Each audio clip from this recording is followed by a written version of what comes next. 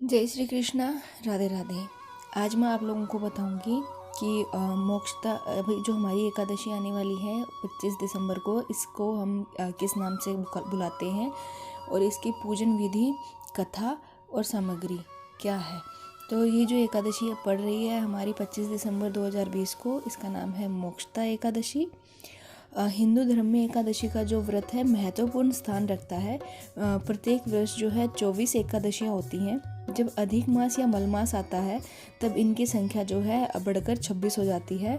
मार्गशीर्ष मास के शुक्ल पक्ष की जो एकादशी है उसको कहते हैं मोक्षदा एकादशी। मोक्षदा एकादशी बड़े बड़े पातकों का नाश करने वाली है। इस दिन उपवास रखकर श्री हरि के नाम का संकीर्तन करना चाहिए। भक्ति गीत नृत्य करते हुए रात्रि में जागरण करें। इस साल मोक्षदा एकादशी जो है 25 दिसंबर यानी कि शुक्रवार को मनाई जाएगी।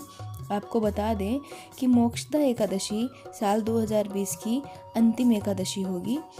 ये जो एकादशी की तिथि है ये जो प्रारंभ होगी 24 दिसंबर की रात 11:17 से और ये तिथि समाप्त होगी 25 दिसंबर को रात 1:54 तक। तो जो ये मोक्षदा एकादशी है इसकी आपको मैं जो है व्रत कथा सुनाऊंगी कि किस तरीके से इसकी जो कथा है वो कहते हैं। तो चलिए, चंपा नगरी में एक प्रतापी राजा था जिनका नाम था वैखानस। तो वो जो राजा थे बहुत वेदों से पूर्ण थे, ज्ञानी थे, बहुत प्रतापी थे और धार्मिक राजा थे।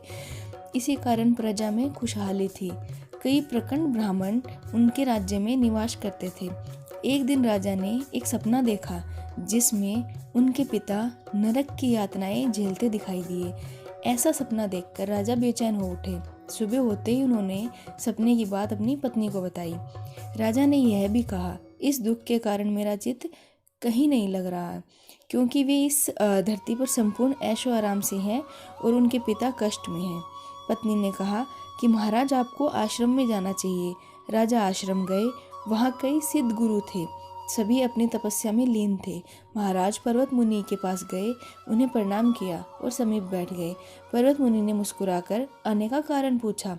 राजा अत्यंत दुखी थे, उनकी आंखों में अश्रु की धार लग गई।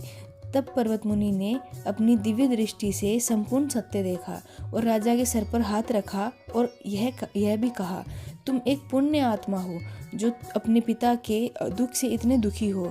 तुम्हारे पिता को उनके कर्मों का फल मिल रहा है। तुम्हारे पिता को तुम्हारी जो सौतेली माता के कारण यह सब यातनाएं दी गई हैं। इसी कारण वे इस पाप से भागी बने हैं और नरक भोग रहे हैं।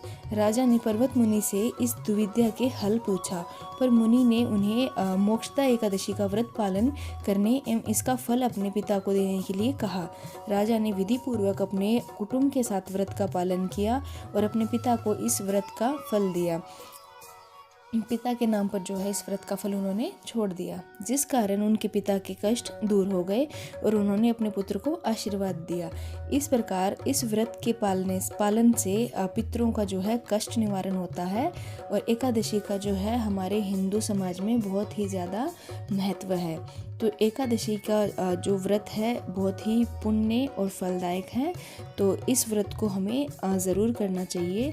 तो आपको जो है ये कथा कैसी लगी तो आप मुझे कमेंट बॉक्स में ज़रूर बताइए। तो मिलते हैं अगली वीडियो में। राधे राधे। जय श्री कृष्णा।